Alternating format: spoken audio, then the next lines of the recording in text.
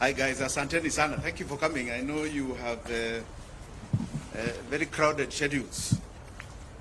I'm going to read a short statement. By my side is Willis Otieno. I'm sure you all know him. He was my running mate in 2022. Na ako hapa.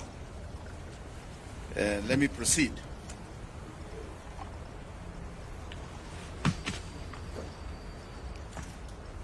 I don't care President Ruto is out of money to respond to the floods disaster. Dear Kenyans, today I am deeply saddened by the devastating large number of Kenyans who have died, injured, or have had extensive destruction to their lives during these flash floods. Equally, I am extremely disappointed with the inept and incompetent Don't Care Ruto, who has found it unnecessary to declare these floods a national disaster. This presidential indifference to the enormous human suffering of the Kenyan people is appalling and horrifying. A Don't Care Ruto must unequivocally apologize to the people for his contemptuously abandoning them.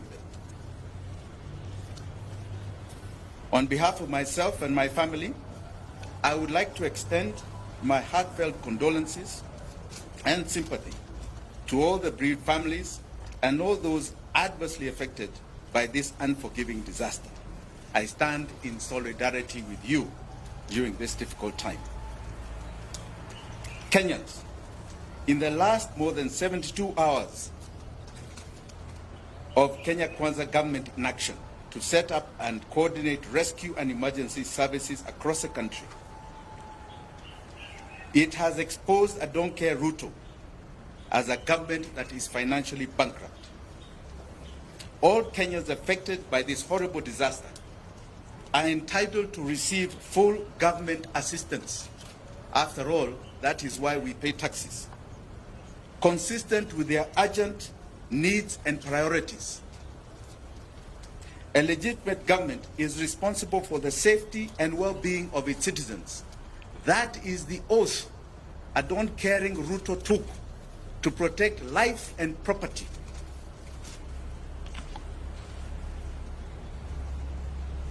As Ruto does not care, there are many Kenyans who have cared. Kenyans and friends of Kenyans have come out to express their compassion and render generous support, including taking risks to rescue our brothers and sisters. Our togetherness is our strength. I would like to mention just about 3 people here that have stood out across this city of Nairobi. One is a lady called Mzalendo Wanjira of Mathare, and a lady called Hanifa of Mathare.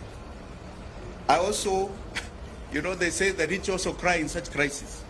In Runda, there is a man called Pascal Kambuda who has been very critical in removing a lot of the drainage in people's homes there.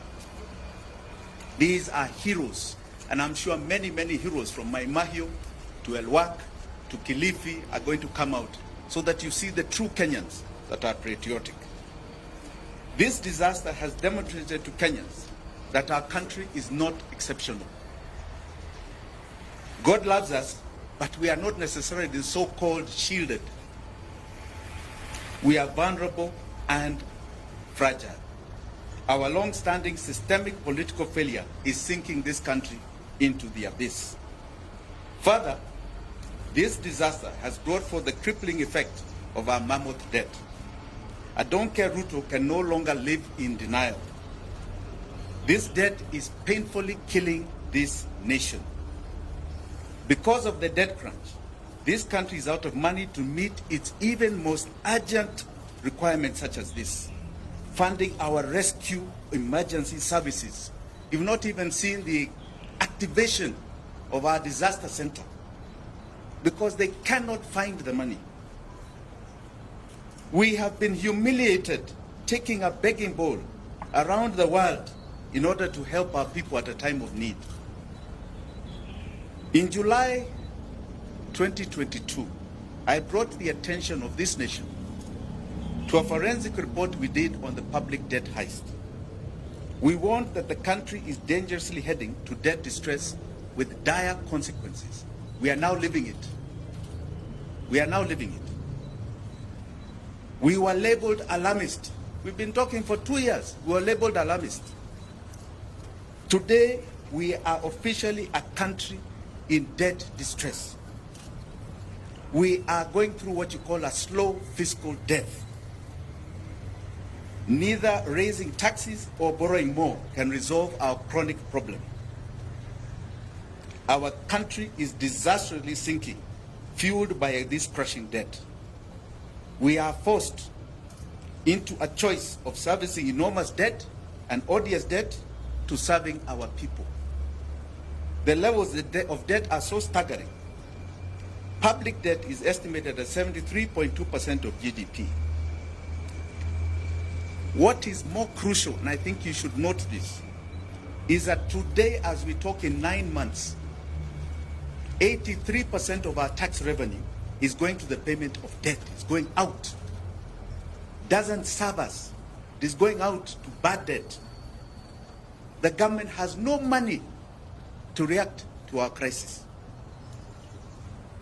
And unfortunately, the blue-eyed boys of the IMF and Western capitals, even those who are here, are busy telling us that our economy has stabilized. That is a lie. To understand this devastating debt situation, I don't care Ruto has no money to fund this crisis of floods. He is unable to meet his development and service provision obligations. He cannot pay pensions to retirees. He is unable to make disbursements of constitutional revenue share to counties. You've seen governors complaining about no money to mitigate against this current disaster too. His funding education capitation has become a nightmare to him, forcing schools to charge exorbitant parents' fees. His pending bills, our don't care Ruto, pending bills are now over 1 trillion shillings and have completely overwhelmed businesses who are being shut down by auctioneers. Our public health system has literally collapsed due to callous failure to pay our doctors, negotiated and signed CBA agreement. I don't care Ruto must stop lying to Kenyans.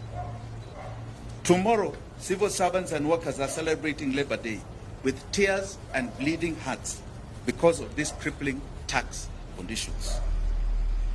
Kenya is officially under IMF economic and fiscal straitjacket. IMF has imposed toxic, irresponsible and harsh policy conditions that have only worsened the country's dire economic situation. While I don't care Ruto took a high interest loan to avert a direct default on the 2 billion euro bond maturing in June 2024, this has only compounded the debt problem. The country already has debt distress that is sucking oxygen out of the economy. The expensive loan is partly resolve the threatening Eurobond crisis, only kicked the can down the road at a very high cost. Borrowed loans in excess of the next 2 generations to pay in violation of the Constitution. The only way out for Don't Care Ruto is to stay with his current painful fiscal and tax policies path, which is taking the economy to the grave. Alternatively, he agrees to what we have suggested over and over again, debt default, and kickstart a process of debt restructuring. In agreeing to default, I don't care Ruto will be breathing fresh space into Kenyans' lives. This will pave way for an independent, comprehensive forensic audit and investigation of public debt, and allow the country to agree on the necessary radical economic and government structural reforms. The sovereign debt challenge can no longer be treated as a movement of wagons of borrowing, spend and tax. This has to be established and contestably evidence of the fact of the real public debt. The sovereign people of Kenya must get a comprehensive picture of the nature of debt, what it was borrowed for, was it lawful, whether it was utilized for the purpose that it was borrowed, was there value for money, and the authorization to borrow the debt. Those who have been borrowing humongous loans without adhering to the Constitution and budget laws must be held individually and collectively liable. They must be paid. They must be made to pay this debt. In conclusion, Kenya's economic problem is a political problem. Please understand it.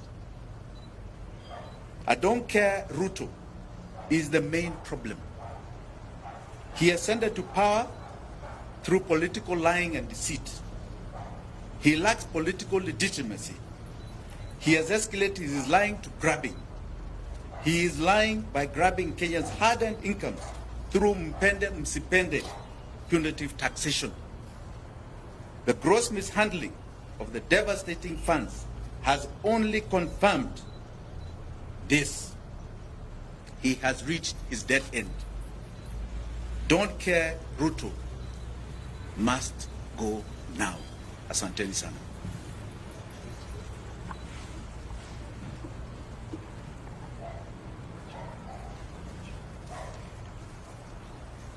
I also would like to add that as a family, we have what is called the Minor Wanjigi Foundation that is giving a contribution to Red Cross to help those who are affected.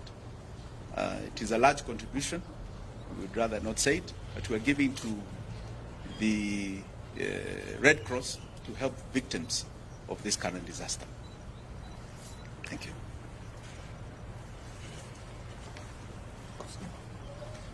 Any questions? No? Okay. Thank you. Until this.